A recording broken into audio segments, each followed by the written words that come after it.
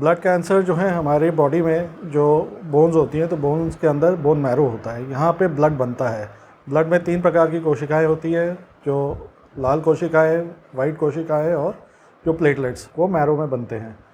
जब इन कोशिकाओं का बनना अनियंत्रित हो जाता है, वाइट कोशिकाएं या दूसरी कोशिकाएं बहुत तेज़ी से बढ़ने लगती हैं और बाकी मैरो को डिस्ट्रॉय करती हैं और बाकी कोशिकाओं को बनने नहीं देती हैं, तो इस बीमारी को ब्लड कैंसर कहते हैं।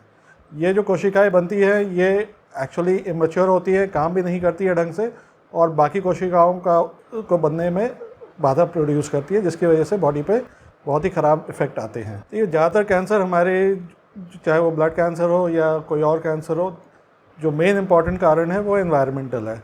हमारे एनवायरनमेंट में जो आजकल प्रदूषण, केमिकल्स, चाहे वो हमारे सांस लेने की हवा हो या हमारा जो खाना हो या इवन जो पानी हम पी रहे हैं वो हो, वो सारा प्रदूषित है। तो जिस वातावरण में हम रह रहे हैं, जिस तरह का प्रदूषण है, वो कहीं ना कहीं बॉडी पे इफेक्ट करता है और मेन कारण इसका यही है। इन प्रदूषण की वजह से, इन केमिकल्स की वजह से जो है बॉडी में जो डीएनए है हमारा, वो डैमेज होता है, तो कैंसर प्रोड्यूस होता है। ब्लड कैंसर के जो लक्षण होते हैं उसमें कई चीज़ें हैं। एक होता है कि कहीं से ब्लीडिंग होने लगती है, चाहे वो नाक से हो, चाहे मुंह से हो, चाहे बच्चेदानी के रास्ते हो, चाहे जो है मल द्वार से हो। वो ब्लीडिंग कई बार सामने दिखती है या कई बार ओकल ब्लीडिंग होती है, मतलब बॉडी में ब्लड कम होता जाता है लेकिन हमें पता नहीं चल रहा होता कि कहाँ से निकल रहा है। इसके अलावा कई बार बॉडी में कई ग्लैंड्स बड़े होने लगते हैं, जैसे लिम्फ नोड्स जो कहते हैं, गर्दन में हो या एक्जिला में हो, कांख में हो। इसके अलावा कई बार लिवर या तिल्ली भी बढ़ जाती है बॉडी में। और ब्लड कैंसर में बॉडी की इम्यूनिटी क्योंकि कम हो जाती है, तो बार बार इन्फेक्शन होने लगता है। मेन ब्लड कैंसर के लक्षण यही हैं और इनके लिए जब जांच करी जाती है तो जांच पे निकल के आता है कि नहीं, ये दिक्कत हो रही है, ब्लड कैंसर की तरफ चीज़ें जा रही हैं।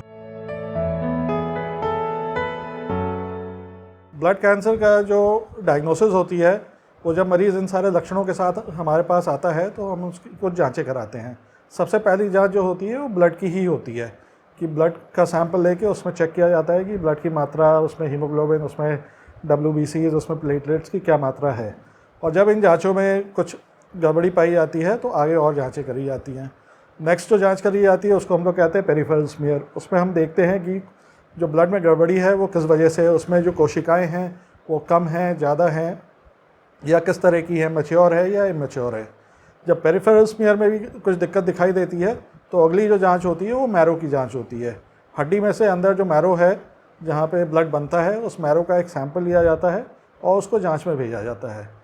उस जांच में कंफर्म होता है कि ये मैरो में दिक्कत है और ये ब्लड कैंसर उसी में कंफर्म होता है। इसके बाद जो कुछ टेस्ट आते हैं जिसको हम लोग कहते हैं मॉलिक्यूलर डायग्नोस्टिक टेस्ट। इसमें जो है ब्लड कैंसर का टाइप, ब्लड कैंसर का रिस्क स्ट्रैटिफिकेशन, कहने का मतलब है कि ब्लड कैंसर कितना ख़तरनाक है और इसको कैसे, इसका इलाज होना चाहिए, कौन सी दवा चलनी चाहिए, वो सारे टेस्ट करके फिर आगे उसका इलाज शुरू किया जाता है। ब्लड कैंसर का जो निदान है वो दवाइयों से होता है। अलग अलग ब्लड कैंसर्स में अलग अलग दवाइयाँ चलती हैं। वो टेस्ट की बिना पे होता है कि टेस्ट में क्या पॉजिटिव आ रहा है, क्या नेगेटिव आ रहा है, उस हिसाब से डिसाइड होती है। कई बार दवाइयाँ जो हैं कई कॉम्बिनेशन में दी जाती हैं। दवाइयों में जो पहले हम लोग कीमोथेरेपी देते थे, मतलब कैंसर की दवाइयाँ, कई तरह की दवाइयाँ अकेले में या कई दवाइयाँ मिला के, बट आजकल नई दवाइयाँ भी आ गई हैं जो ब्लड कैंसर में काफ़ी कारगर है, जिसको हम लोग टारगेटेड थेरेपी कहते हैं। वो बेसिकली ब्लड कैंसर में जो ग्रोथ फैक्टर्स होते हैं, उन फैक्टर्स को स्टडी करके कि कौन सा ग्रोथ फैक्टर ज़्यादा एक्टिव है, उसके खिलाफ जो दवा एक्ट करती है उस दवा को स्पेसिफिकली दिया जाता है। क्योंकि एक टारगेट ढूंढ के दवा दी जाती है तो उस सिस्टम को टारगेटेड थेरेपी कहते हैं और ये कहीं ना कहीं ज़्यादा इफेक्टिव है कीमोथेरेपी के मुकाबले। इसके अलावा जब इन सारी चीज़ों को हम लोग इस्तेमाल कर लेते हैं और फ़ायदा मिल जाता है तो बहुत अच्छी बात है, लेकिन अगर फ़ायदा नहीं मिलता है या एक बार को सब कुछ क्लियर होने के बाद दोबारा ब्लड कैंसर के लक्षण दिखाई देने लगते हैं तो कई बार बोन मैरो ट्रांसप्लांट की भी ज़रूरत पड़ती है।